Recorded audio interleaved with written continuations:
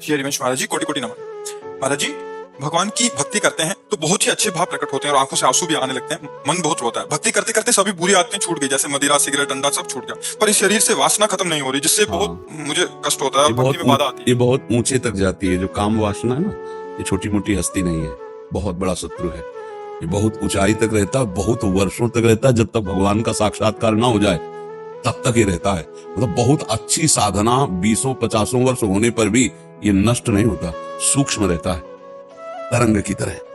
पर भगवान का दर्शन होते ही ये खत्म हो जाता है। जब तक दर्शन नहीं होता तब तक विश्वास न करे, चाहे 20 वर्ष का ब्रह्मचारी हो, 50 वर्ष से संयम से चलाओ, ये भ्रष्ट कर देगा। ये काम बहुत बड़ा शत्रु है और ये भगवत बल से संपन्न है, साधारण नहीं है। भगवान श्री कृष्ण के पुत्र के रूप में जन्मा है। प्रद्युम्न जी काम अवतार है ना, तो हाँ, तो भगवत स्वरूप है। ये काम तब तक रहता है, बस सावधान रहना इससे। ये कोई छोटी मोटी हस्ती नहीं कि साल 2 साल भक्ति करो और ये भाग जाएगा। ले पास ही रहेगा आपके, और जब तक भगवत साक्षात्कार नहीं होगा तब तक ये बना रहेगा। इसलिए डरना नहीं है, ये आपको भ्रष्ट नहीं करेगा, ये आपको सहयोग करेगा।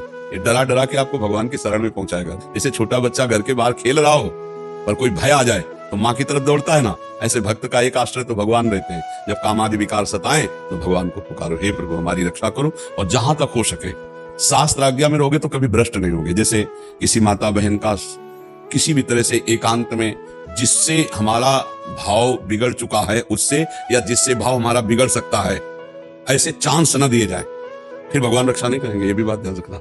जैसे हमारा जिससे भाव बिगड़ चुका है, हमारा संबंध पहले गलत रहा है और उससे हमारा एकांतिक मिलन हो जाए तो हमारा गलत क्रिया हो जाएगी। या हमें लगता है कि इससे भाव संबंध बिगड़ सकता है तो अपने आप कड़ुआ स्वभाव रखकर दूरी हटाओ, दूरी बनाओ। संगम त्यजेत मिथुन व्रतिना मुमुक्षु सर्वात्मना न विसृजेत बहिरेंद्रियाणि। माया भेजेगी आपके पास।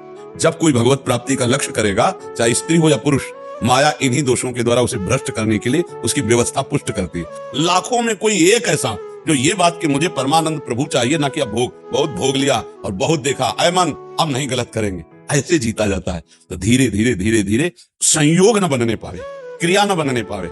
अब मान लो आप गृहस्थ में हो, पत्नी होगी, धर्म पूर्वक पत्नी से यदि सहवास करो तो पाप नहीं माना जाएगा। कभी ऐसी विकलता है, आप नहीं सह पा रहे तो भगवान को नमस्कार करके धर्म पूर्वक गृहस्थ में हो।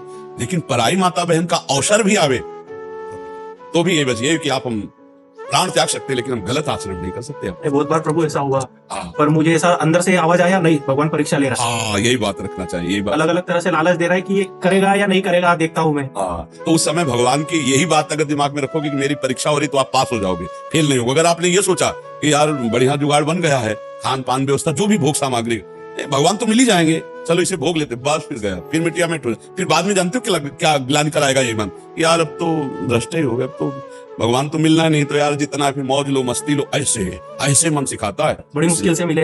हाँ, अब नहीं, आंखें खुल गई अब। हाँ, ये बहुत धन्यवाद है, आप अच्छे मार्ग। सभी चीजें छूट गई धीरे धीरे करके, ये रह गई थी 8-10 महीना हो गया। बहुत भगवान से विनती करता हूँ, प्रार्थना करता हूँ, चले जाए चले जाए चले जाए। बट थोड़े टाइम पहले पत्नी भी खूब रो रही थी, नहीं मुझे वृंदावन धाम चलो धाम चलो। क्या मालूम राधा रानी ने सुन ली, इधर का प्लान बना लिया, आ गए, आपके दर्शन भी हो गए, सब हो गए। बस ये बात ध्यान रखना कि इस मार्ग में चलने वाले को गिराने के लिए माया प्रश्न रखती है सामने। छमाही सालाना स्कूल में भी प्रश्न होते हैं, तो कभी भी हो सकता है अपना। वो ये ध्यान रखना, धर्म पूर्वक चलना, अब गलत मत चलना। अब लो नशानी, अब ना, अब तक जो हुआ अब समझ में आता है धीरे धीरे धीरे धीरे। और सत्संग रोज सुनते चल रहना और नाम जप करते रहना। तो सत्संग और नाम जप ये तुम्हें गिरने नहीं देगा। ये तुम्हारे सत्संग सुनो ना, तो जैसे रोज तलवार को पैनी करो, ऐसे ज्ञान की तलवार पैनी होती है रोज। साधन को हरि भजन है सत्संग सहाय। अगर संत महापुरुषों के वचन सुनते रहे और नाम जप करते रहे तो हम फिर गिरेंगे नहीं, बस चले वैसे जैसे संत जन कह रहे हैं। जहां लग रहा है कि यहाँ गिर सकते हैं वहां संयोग ही ना बैठने दे, दूरी बना के रखे। पक्का समझो, कभी ऐसा संयोग बन रहा हो तो भाग पड़ो, कमजोर बन के, बलवान बन के वहां बैठना नहीं। बैठ गए तो गए, देर नहीं लगती है, बहुत बलवान है। और अगर कमजोर बन के भाग गए तो बच गए। इसमें भागना ही है, उससे लड़ नहीं सकता कोई। एक बार भगवान व्यास देव जी ने एक श्लोक लिखा कि बलवान इंद्रिय ग्रामो विद्वानम अपि कर्षति। इंद्रियां बड़ी बलवान है जो बड़े बड़े विद्वानों को भी खींचकर भ्रष्ट कर देती है। इसलिए एकांत में अपनी बहन के पास बहुत समय तक नहीं रहना चाहिए, अपनी बेटी के पास भी बहुत समय तक नहीं रहना चाहिए। और पुत्र जवान हो तो एक सैया पे एकांत में माँ को भी नहीं लेटना चाहिए। तो जैमिनी जी बड़े ऋषि हैं, तो उनका प्रभु ऐसा कैसे हो सकता है कि विद्वान है वो और जानता है मेरी बहन है और बेटी है, पवित्र भाव, तो वो ऐसा कैसे कर सकता है। आपने जो श्लोक लिखा तो मुझे संशय नहीं, पर मुझे आप समझाइए कि ऐसा कैसे, जो विद्वान है, मूर्ख हो तो बात अलग है। तो उनका इस प्रश्न का उत्तर तो हम कुछ दिन बाद देंगे।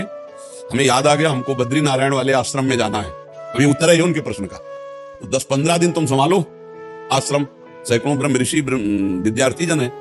15 दिन बाद हम आ जाएंगे, फिर आपके इस प्रश्न का उत्तर देंगे, ठीक है। उसी शाम को हल्की सी वर्षा होने लगी। भगवान है व्यासदेव जी, संध्या का समय, 16 वर्ष की अवस्था धारण की, श्याम रंग, अरविंदाक्ष नेत्र, और छम छम करती हुई सामने आ गए। और गंगा स्नान करके सब ऋषि जन ऐसे जा रहे थे, सब ऐसे। तो जयमनी जी के पास आई और कहा, भगवान रात्रि का समय आने वाला है, बड़ा भयावह है, मैं अपना घर भूल गई हूँ, आज रात्रि अपने आश्रम में आप जगह दे देंगे क्या? उनका नहीं, गुरुदेव बाहर गए हुए हैं और सख्त आदेश है, ब्रह्मचारियों का स्थान है, यहाँ स्त्री प्रवेश निषेध। प्रभु स्त्री की बात नहीं है, मैं आपकी शरण में हूँ, मेरी जान का खतरा है, मैं अकेली हूँ जंगल में, और शरणागत के लिए तुम्हारे गुरुजी ने समझाया कि शरणागत की रक्षा करनी चाहिए। अब गुरुजी हैं, उनको कौन काट सकता है? जयमिनी जी ने कहा, बात तो तुम्हारी सही है कि तुम्हारा स्त्री शरीर है, अभी देखा नहीं, स्त्री शरीर है और गुरु जी है नहीं, और तुम्हारी रक्षा भी कर। अच्छा, ऐसा कर सकते हैं कि हम अपने आश्रम में एक झोपड़ी खपरेला था, उसमें अलग आपको दे देंगे, दरवाजा लगा बंद कर, मैं भी कहूं तो दरवाजा रात्रि में मत खोलना, सुबह निकल जाना। तो जैसी आपकी आज्ञा, मेरी रक्षा हो जाएगी, चलो दूर चलो, और वो कुटिया है, जाओ दरवाजा अंदर बंद कर लो जाकर, जहां सब ब्रह्मचारी रहे। अब जाके जो संध्या वंदन करके ध्यानस्थ हुए, फिर दिमाग में आया कि हमने पूछा नहीं कि तुम रात्रि में अकेले कैसे फंस गई, आखिरकार हो कौन, कहां से आई हो, तुम्हारा ब्याह हुआ है कि नहीं हुआ है, विविध प्रकार का उसी का चिंतन होने लगा। ध्यायतो विषयान पुंसात् संगास्तेषु उपजायते संगात् संजायते कामः कामात् क्रोधो विजायते क्रोधात् भवति सम्मोहः सम्मोहः स्मृति विभ्रमा स्मृति भ्रंशात् बुद्धिनाशो बुद्धिनाशात् प्रणश। पहला रोग शुरू हो गया, ध्यान। जहां प्रभु का ध्यान हो रहा था, वहां उस चरण देखे थे बड़े ही सुंदर, उनका मुख कितना सुंदर होगा। अब गए, अब इतना सब करते हुए रात्रि तो हो ही गई थी, दरवाजा खटखटाया, तो उनका दरवाजा तो नहीं खुलेगा। बोले मैं जयमिनी जी हूं। बोले नहीं, जयमिनी जी ने मना किया है कि सुबह नहीं खुलेगा दरवाजा। तो खपरा हिला थे, कोई लिंटर तो था ले खपरा हटाए, बांस हटाए, कूद गए। देखा तो वो सुंदर रूप, क्योंकि भगवान ने धारण किया था, श्याम रंग, छटा छा रही थी एकदम, इंद्रनील मणि कांति, नौ यौवन अवस्था, देख के मुग्ध हो गए। अब सब पूछना भूल गए कि तुम कहां से आई हो, क्या कुछ नहीं पूछा, तुम्हारा ब्याह हुआ है? नहीं। तो तुम ब्याह कर सकती हो? हाँ, हमसे कर सकती हो। बोले आप जैसा ऋषि मिले तो फिर क्या कहना, ब्याह तो कर ही लेगी। उनका फिर ब्याह कर लो हमसे। उनका शर्त है, जहां आप स्नान करने गए थे वहां काली जी का मंदिर है, वहां तक अपना मुंह काला करो, हमें पीठ में बैठा लो और वहां तक ले चलो, फिर वो आम जयमाला डाल देंगी तुम्हारे। तो सोचा अंधेरे का मामला है। बोले ठीक है। काम कितना प्रबल होता है, मुंह काला किया, बीच में बैठा ला, घुटने के बल चले। जब वहां पहुंचे तो 2 थप्पड़ मारे। तब उन्होंने देखा तो